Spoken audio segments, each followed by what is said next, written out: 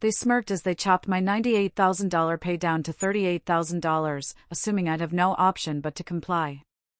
My director was stunned when I handed him a letter. He had no idea I'd just landed a role with his largest rival that paid twice as much.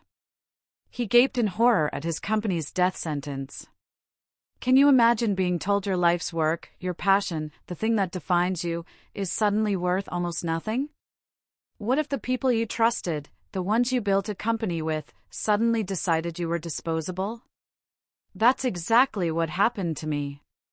You're cutting my salary to $38,000. The words just ripped out of me, loud enough that every head in that conference room snapped toward me. I swear it sounded like I'd just confessed to murder.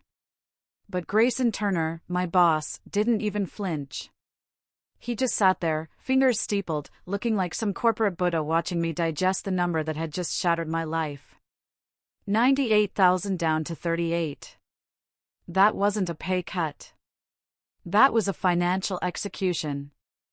A sentence by spreadsheet. The paper lay in front of me like a death warrant. Organizational restructuring, the header read. My name typed neatly below.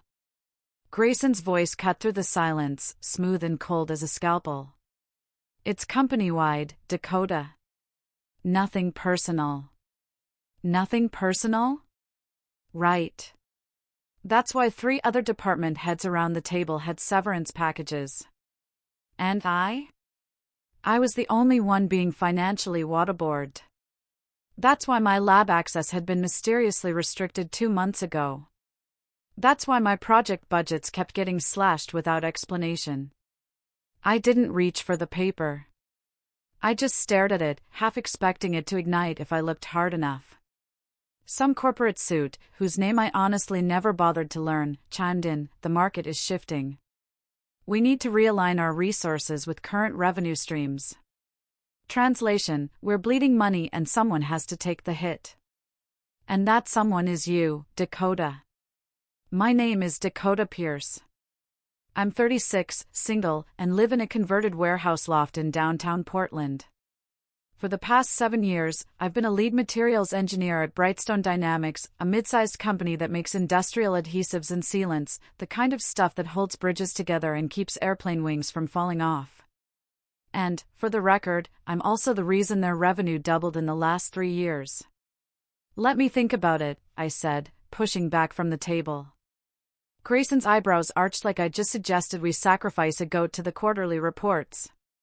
This isn't really a negotiation, Dakota.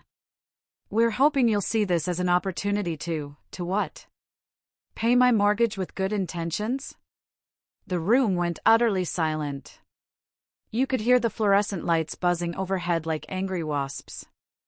I stood, grabbed my jacket, and started toward the door. Where are you going? Grayson called after me. I paused, my hand on the doorknob. I looked back at him, doing a quick calculation. Did I want to work for 40% of what I was worth? Or find somewhere that actually valued what I brought to the table? That was a lie. I already knew exactly what I was going to do. I'd been plotting this moment for 6 months. The signs had been everywhere. Budget meetings I wasn't invited to. Projects reassigned. Equipment orders left unapproved. My research assistants temporarily moved to other departments. But the real giveaway was 3 weeks ago. I'd caught Grayson and the VP of Operations, Bradley Holt, huddled over printouts of my lab notes in the break room. They scattered like roaches when they saw me. But I knew what I'd witnessed. They were scheming to push me out and keep my work. That was their first mistake. I drove straight home in my battered Honda Civic, parked in the alley behind my building, and took the freight elevator up to the 8th floor.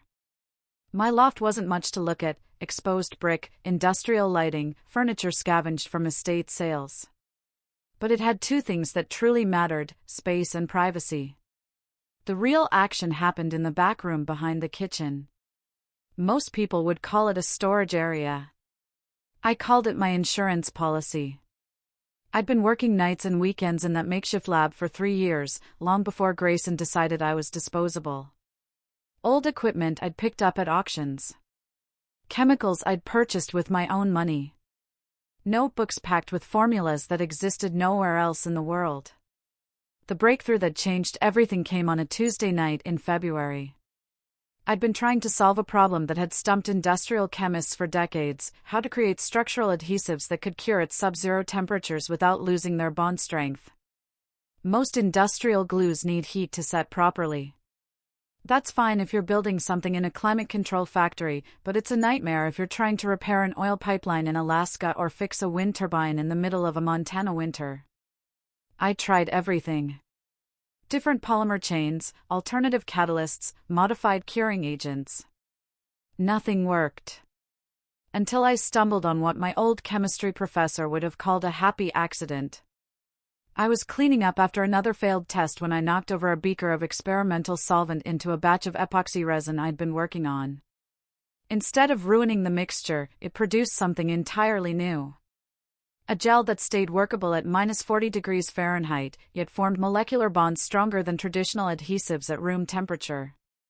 I spent the next 4 months perfecting the formula, testing it on everything from metal joints to composite panels, running stress tests that would make aerospace engineers envious. By the time I was done, I had something that could revolutionize cold weather construction and emergency repairs. The catch? I developed it entirely on my own time, with my own resources. And I'd been smart enough to document everything.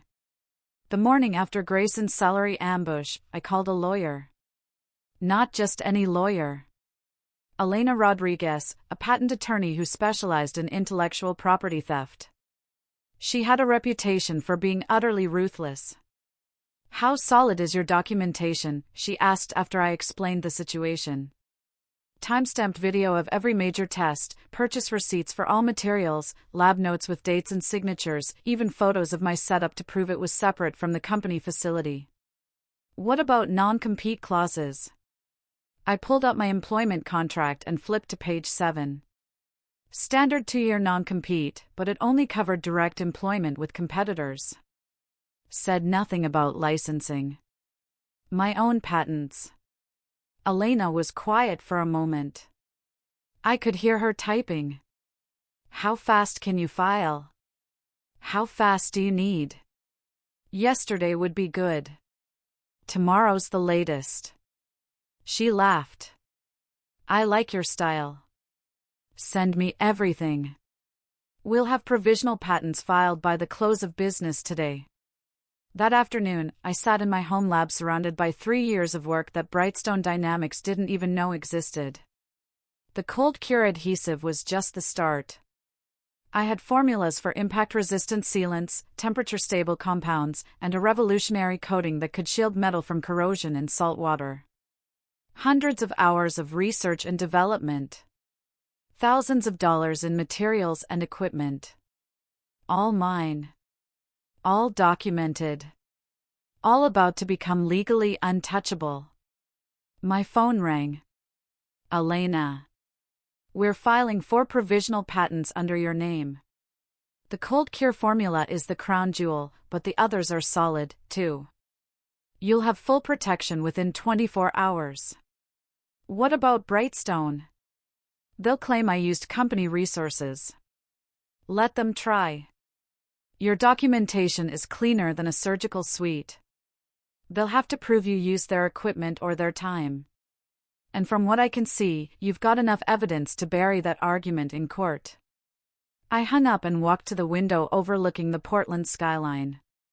Brightstone Dynamics occupied a glass tower about 5 miles east of my building. From where I stood, it looked small enough to flick away with my finger. They thought they had me cornered. Thought I'd accept their insulting offer because I needed the steady paycheck.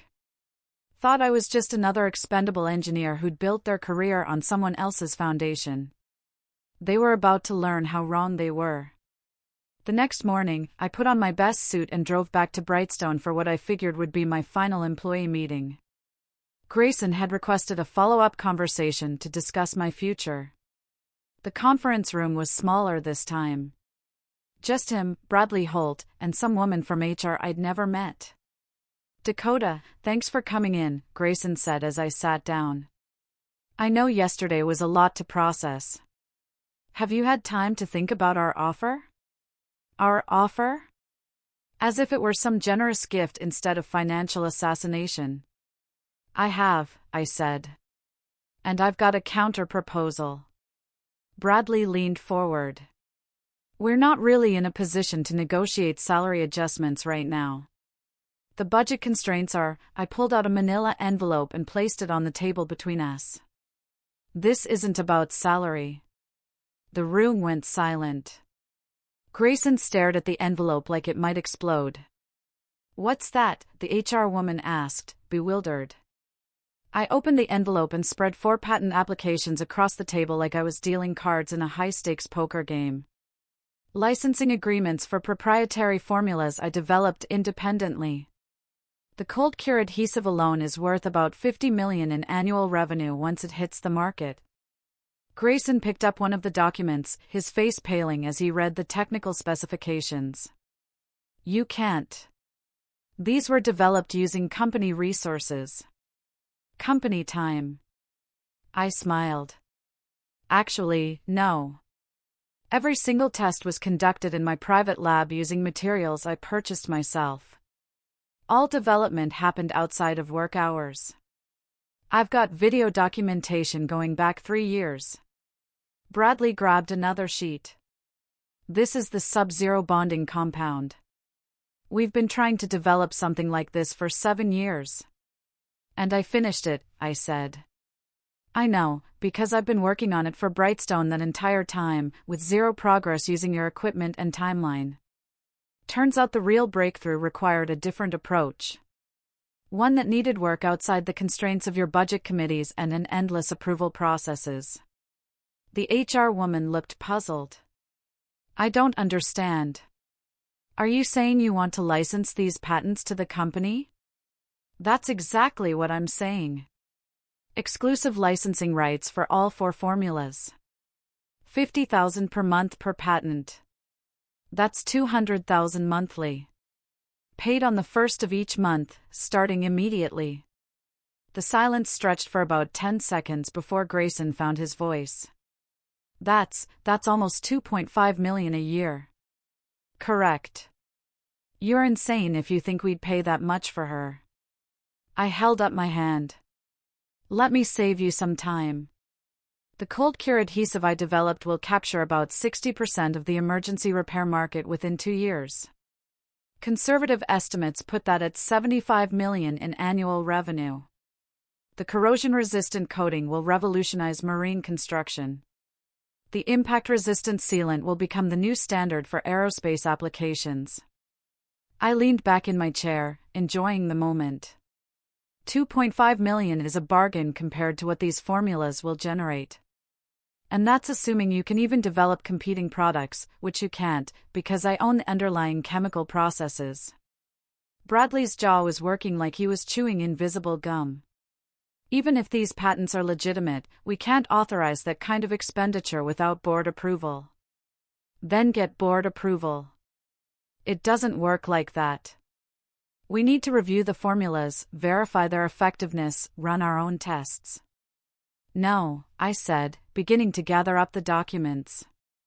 You'd need to agree to the licensing terms. The review process happens after you sign, not before.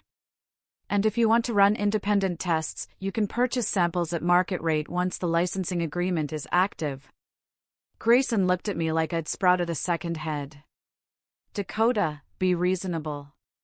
We can't just write you a check for $200,000 based on patent applications we haven't even verified. I stood and tucked the envelope under my arm. Then I guess we don't have a deal. Wait, the HR woman said, a hint of desperation in her voice. What about your position here? Your salary adjustment? I looked at her like she'd asked me to explain quantum physics to a goldfish. My position here? As of right now, I'm giving my 2 weeks' notice. My last day will be, I checked my phone for dramatic effect, Friday, October 18th. You can't just quit. Bradley spluttered. You've got projects in progress. Responsibilities. Actually, I can just quit. Oregon is an at-will employment state. And as for my responsibilities, you just told me my work was only worth $38,000 a year. I'm sure you can find someone at that salary level to handle whatever's left. I walked toward the door, then stopped and looked back. Oh, and one more thing. I've already accepted a position with Peak Ridge Industries. They were very interested in my background in advanced materials engineering. That was a lie, but they didn't need to know that. Grayson's face went crimson. Peak Ridge is our biggest competitor. You can't work for them. Your non-compete clause doesn't apply to consulting arrangements, I said calmly. I won't be your employee. I'll be an independent contractor licensing my proprietary technology. Completely different legal framework. I left them sitting there, mouths agape, like they were trying to catch flies. The truth was, I hadn't spoken to Peak Ridge yet, but I was about to. That afternoon, I researched every major player in the industrial adhesives market. Peak Ridge Industries was the obvious choice. They had the resources to license my patents and the distribution network to bring them to market fast. But they weren't the only option. 3 companies would kill to get their hands on a cold cure adhesive system: Peak Ridge, Industrial Solutions Group, and Consolidated Materials. If I played this right, I could spark a bidding war that would make Brightstone's licensing offer look like spare change. I called Peak Ridge first and asked to speak with their head of research and development, a woman named Catherine Wells, known for aggressive innovation. Miss Wells, this is Dakota Pierce. I'm a materials engineer with some proprietary technology that might interest your company. What kind of technology? Cold cure structural adhesives that maintain bond strength at -40 degrees Fahrenheit. The line went quiet for a moment. That's not possible with current polymer chemistry. It wasn't possible with current polymer chemistry, I corrected. I've developed a new catalytic system that changes the game entirely. Can you send me some technical specifications? I can do better than that. I can arrange a demonstration. Are you free tomorrow afternoon? She was. I spent that evening preparing samples of all 4 compounds. Small test batches, enough to prove the technology worked without revealing the underlying formulas. Each sample went into a labeled vial with basic performance specifications, but no chemical composition data. The next day, I drove to Peak Ridge headquarters in Beaverton with a cooler full of samples and a head full of confidence. Catherine Wells met me in their main conference room along with 2 other engineers whose names I immediately forgot. Before we start, I said, setting the cooler on the table. Everything you're about to see is proprietary and patent protected. I'll need signed NDAs from everyone in the room.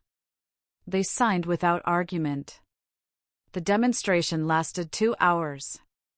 I showed them how the cold cure adhesive maintained structural integrity at temperatures that turned conventional glues into useless putty. How the corrosion-resistant coating protected steel samples submerged in salt water for months. How the impact-resistant sealant absorbed kinetic energy without cracking or delaminating. By the time I finished, Catherine was leaning forward, elbows on the table, eyes locked on the test samples. This is revolutionary, she said, almost a whisper. How did you develop these formulations? 3 years of independent research, all conducted outside my previous employment, fully documented and legally protected. Previous employment. Brightstone Dynamics. One of the other engineers, a guy with thick glasses and coffee stains on his shirt, looked up from the cold cure sample he'd been examining. Brightstone has been trying to crack sub-zero bonding for years. You're telling me you solved it by working alone? I'm telling you their approach was fundamentally flawed. They were trying to modify existing polymer chains instead of developing new catalytic systems. Sometimes you need to start from scratch instead of iterating on failure. Catherine nodded slowly. What are you looking for? Employment? Partnership? Licensing? Exclusive rights to manufacture and distribute these compounds under my patents. I retain ownership of the underlying technology and collect royalties on everything sold. What kind of royalties? 15% of gross revenue for the cold cure system, 10% for the others. She didn't flinch. We need to verify these formulations at scale, run our own production tests. Of course. And you'd provide technical support during scaling and be available for ongoing development improvements, new applications. I smiled. That depends on the terms of our agreement. We talked for another hour about production timelines, market analysis, and competitive positioning. By the time I left, Catherine had promised to present my proposal to SMIRKED's executive committee within the week. That same evening, I had similar conversations with Industrial Solutions Group and Consolidated Materials. Both companies were interested. Both wanted exclusive licensing deals. Both were willing to pay premium rates for technology that could give them a competitive edge. I was setting up a bidding war, and Brightstone Dynamics wasn't even invited to the party. Friday morning, my last day at Brightstone, I cleaned up my desk and said goodbye to the few colleagues who weren't avoiding me like I had something contagious. Most of them had heard rumors about my departure but didn't know the details. "Are you really going to Peak Ridge?" asked Janet from Quality Control. "Something like that," I said, dumping the last of my personal items into a cardboard box. "Heard Grayson's been in meetings with legal all week." "Something about patent disputes," she added, catching my attention. "Patent disputes?" "Don't know the details. Just saw a bunch of lawyers coming in and out of the conference room." I finished packing and headed for the elevator. As the doors closed, I caught a glimpse of Grayson Turner walking toward the legal department with a stack of folders under his arm and a grim expression on his face. Let him scramble, I thought. He'd had 7 years to appreciate what I brought to the table. Now he could spend the next 7 figuring out how to replace it. That weekend, I got calls from all 3 companies. Peak Ridge offered exclusive licensing at 12% royalties plus a $500,000 signing bonus. Industrial Solutions Group countered with 15% royalties and technical consulting fees. Consolidated Materials wanted to buy the patents outright for $12 million. I turned them all down. Counter-offer, I told Catherine Wells on Monday morning.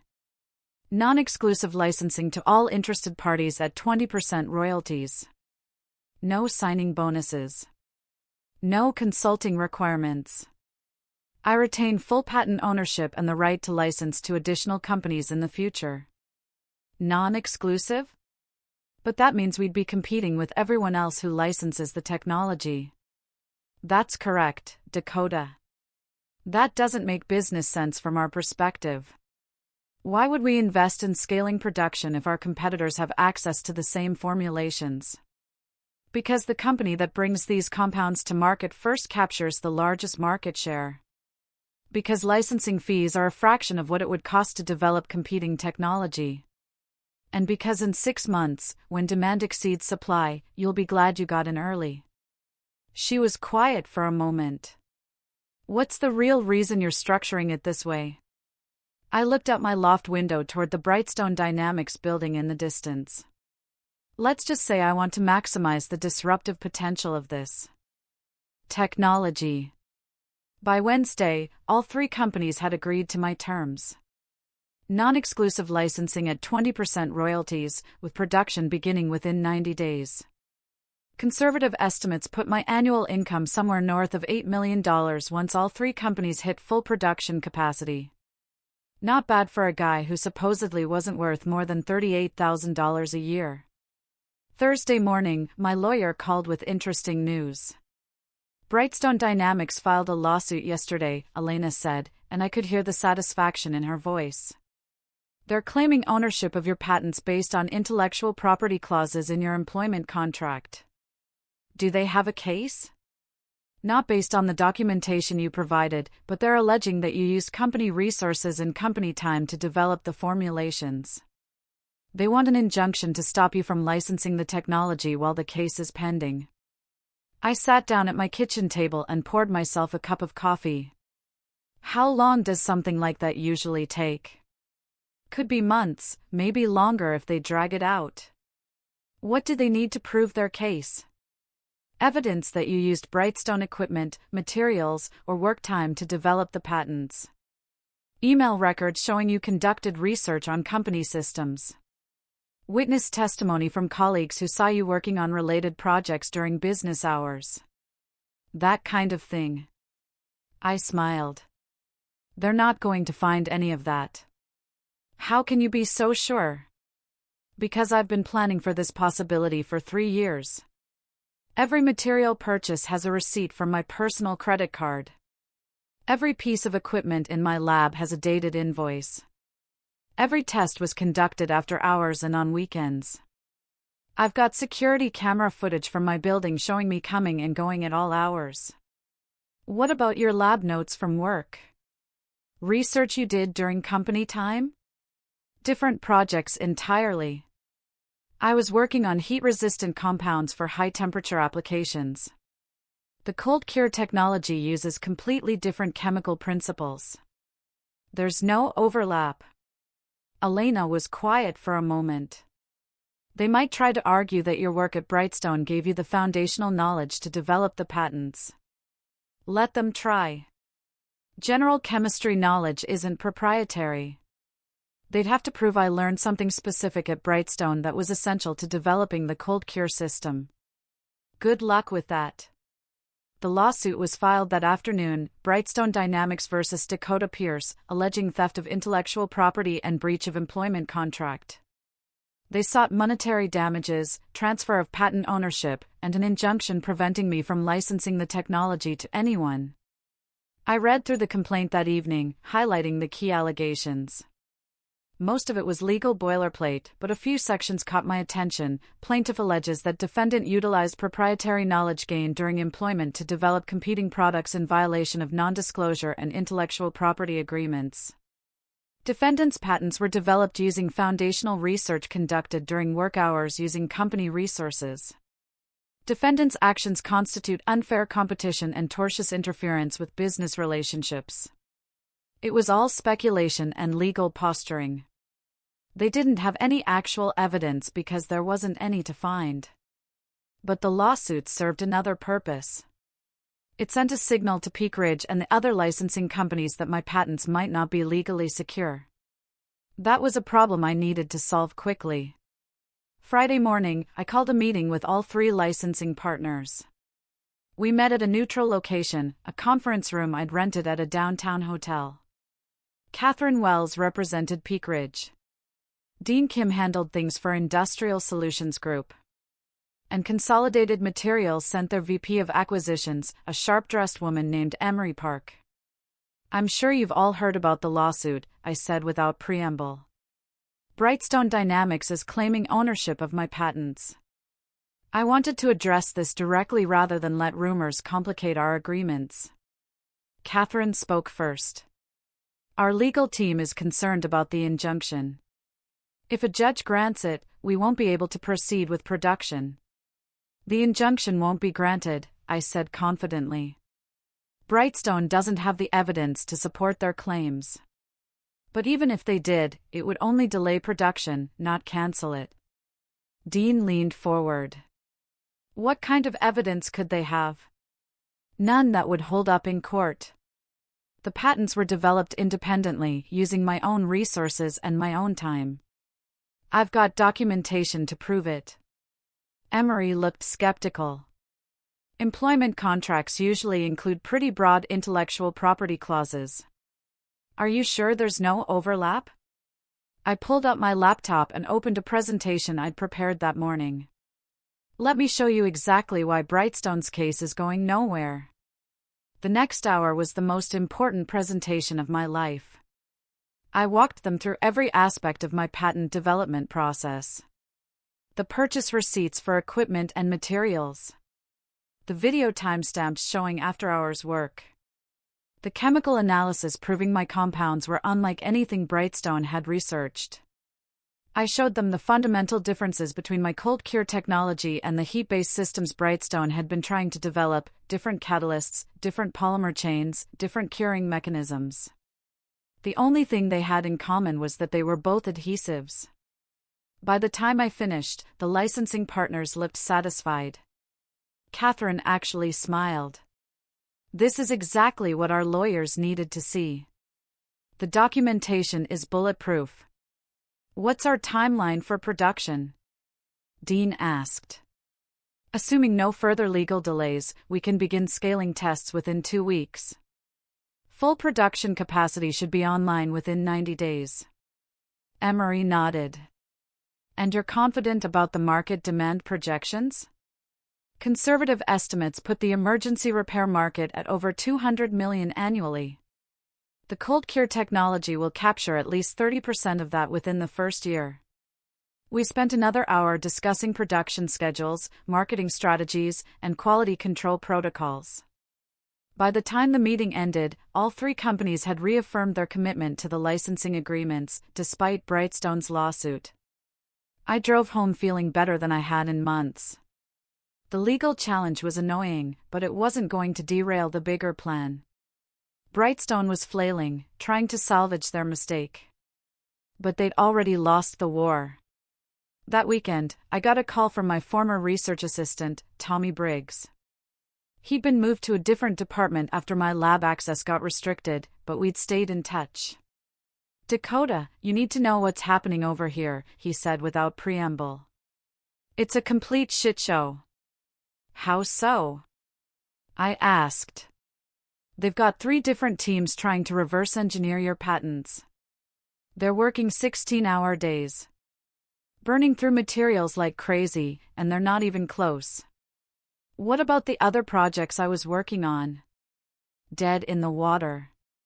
The heat-resistant compound tests have failed 6 times in a row. The high-pressure sealant project got cancelled. They're hemorrhaging money trying to replace what you were doing. I felt a twinge of sympathy for my former colleagues. They were good people caught in the middle of a management disaster they didn't create. How's morale? Tommy laughed, but it wasn't a happy sound. 3 people have quit in the last 2 weeks. Janet from quality control, Michael from testing, and Dr. Stevens from the polymer lab. Word is spreading that the company is in trouble. What kind of trouble? Financial trouble. The quarterly projections are way off, and they're not hitting the revenue targets promised to the board. Plus, they're spending a fortune on legal fees trying to fight your patents. That was interesting. If Brightstone was having cash flow problems, the lawsuit became even more desperate. They weren't just trying to protect their intellectual property. They were trying to survive. Is Grayson still making the big decisions for now? Yes, but there are rumors the board is getting restless. The stock price has dropped 15% since news of the lawsuit went public. After I hung up, I sat on my couch thinking about the bigger picture. Brightstone Dynamics employed about 400 people across 3 facilities. Most of them were decent, hardworking engineers and technicians who didn't deserve to lose their jobs because of management's incompetence. But that wasn't my responsibility. I hadn't created this situation. I just refused to be a victim of it. Monday morning brought news that changed everything. Elena called with an update on the lawsuit that made me sit up straight. Brightstone's legal team made a mistake, she said, and I could hear the satisfaction in her voice. They filed their complaint under an emergency motion requesting an immediate injunction.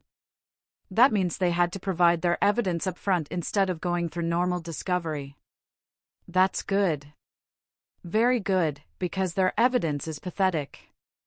They've got some emails about general research directions, a few lab reports that don't relate to your patents, and testimony from Grayson Turner claiming you must have used company time because the patents are too sophisticated for someone working alone.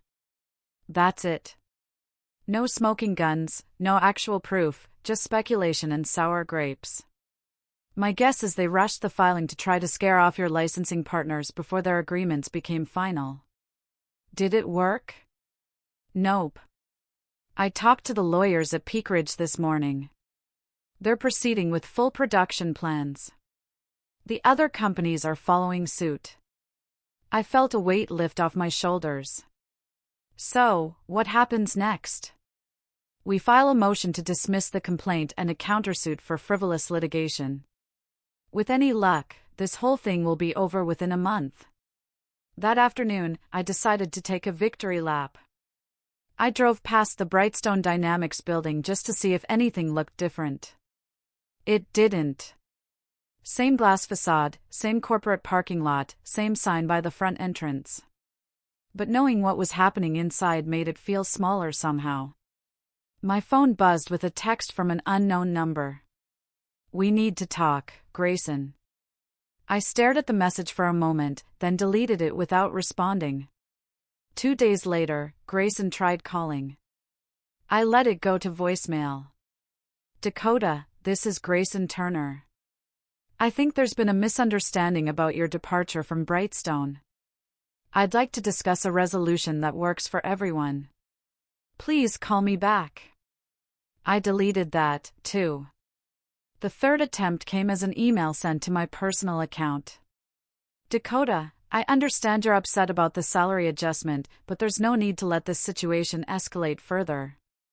Brightstone is prepared to offer you a generous settlement in exchange for dropping the patent dispute. We could discuss reinstating your previous salary and even a promotion to senior engineer.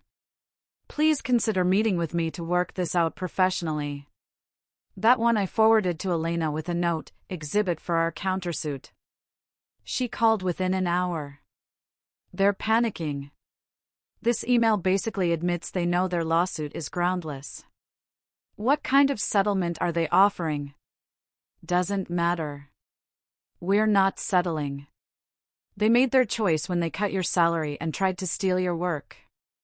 Now they get to live with the consequences. Friday afternoon, I was in my home lab running quality tests on production samples when my doorbell rang. I looked through the peephole and saw a familiar figure, Bradley Holt, Brightstone's VP of Operations, standing in my hallway with his hands in his pockets. I opened the door but didn't invite him in. "Bradley, this is a surprise." "Dakota, we need to talk. This lawsuit is getting out of hand. I'm not the one who filed the lawsuit.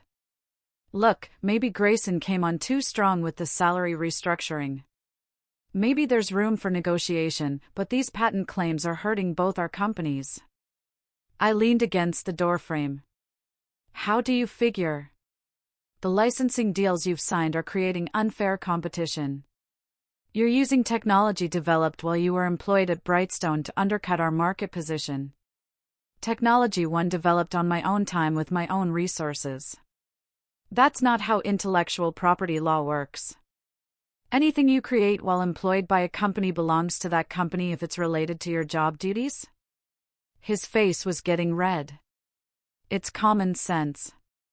You can't just walk away from 7 years of employment and take everything you learned with you." "I'm not taking anything. I'm licensing technology one developed independently.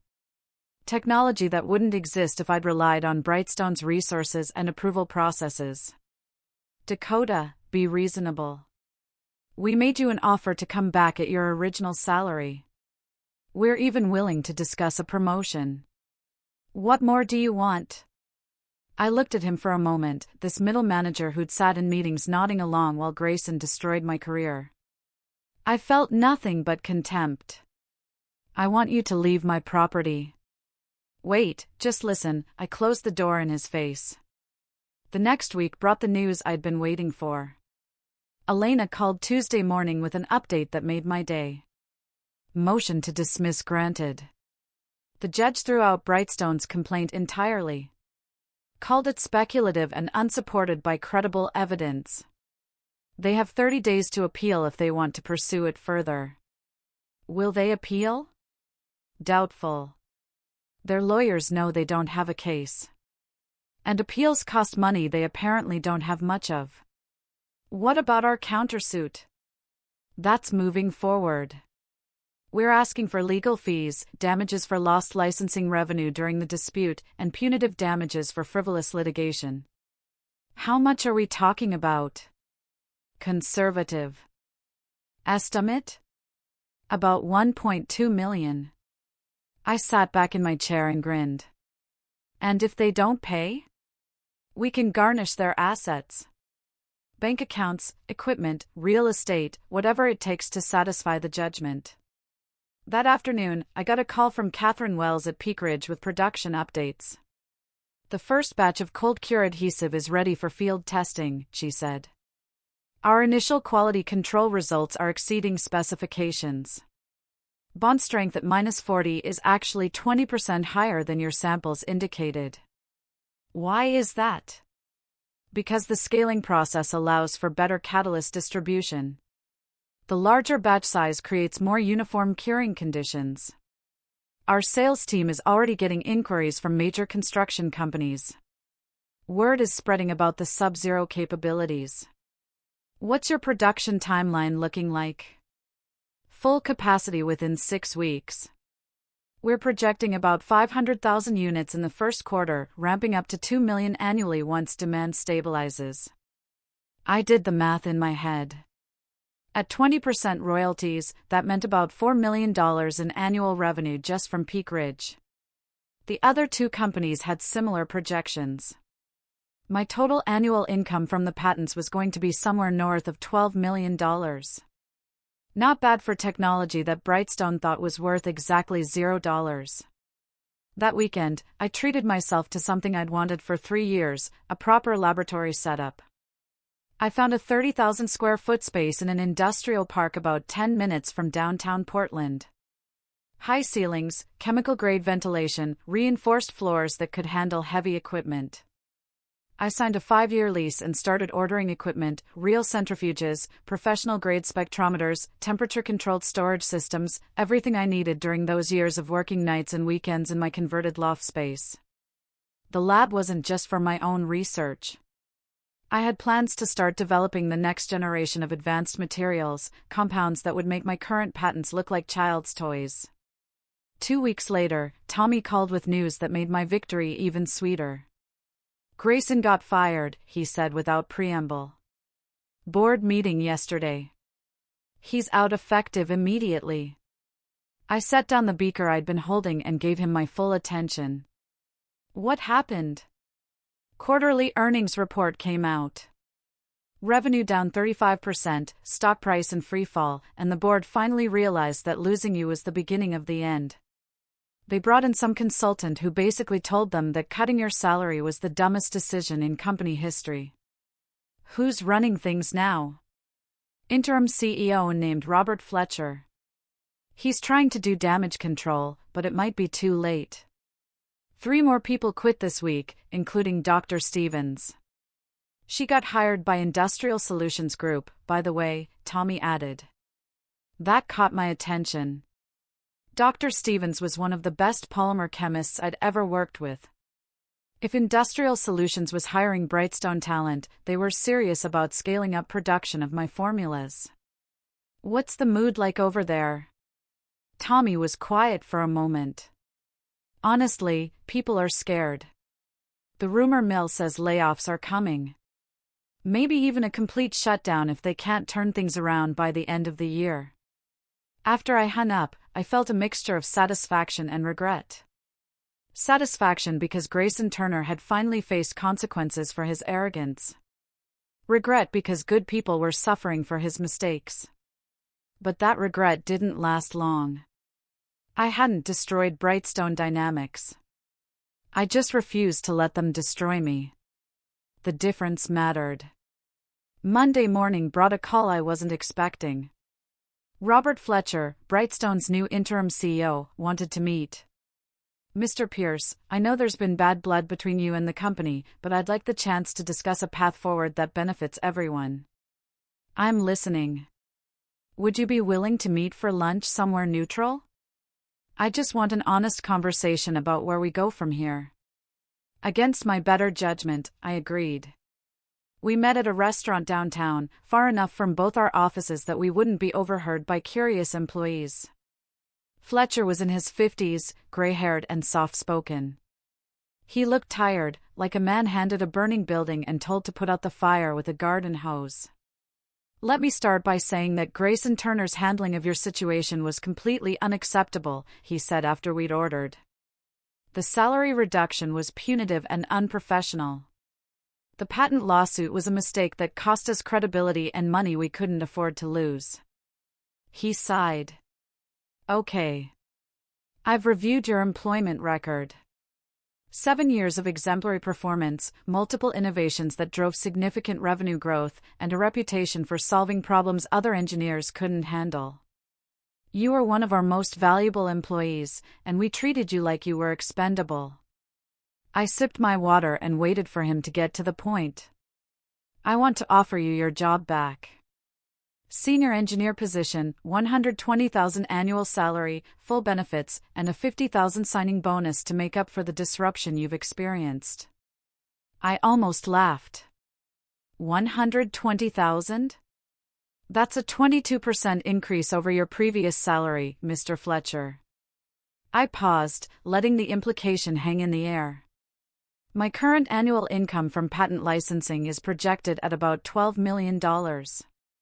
You're offering me 1% of what I'm already making. His face fell. I wasn't aware the licensing deals were that lucrative. There's a lot Grayson didn't tell the board, apparently. Fletcher was quiet for a moment, pushing salad around on his plate. What would it take to bring you back? Not as an employee, as a consultant or partner. Someone who could help us develop new products and rebuild our research capabilities. It would take a time machine, I said, looking him straight in the eye, so I could go back and prevent your company from trying to destroy my career. Dakota, I understand you're angry. I'm not angry, I said, and realized it was true. I was angry 6 months ago when you started freezing me out. I was angry when Grayson cut my salary. But now? Now I'm just successful. The patent licensing is going well then. He didn't quite meet my gaze. And that, for me, was the real victory. Not the money, not the new lab, not even seeing Grayson fired. It was standing there, calm and in control, knowing my worth, and walking away from the very people who thought they could break me. So, I have to ask you, if you were in my shoes, after everything they put me through, would you have accepted Brightstone's desperate offer? Or would you have done exactly what I did? Let me know in the comments below. I'm genuinely curious what you think.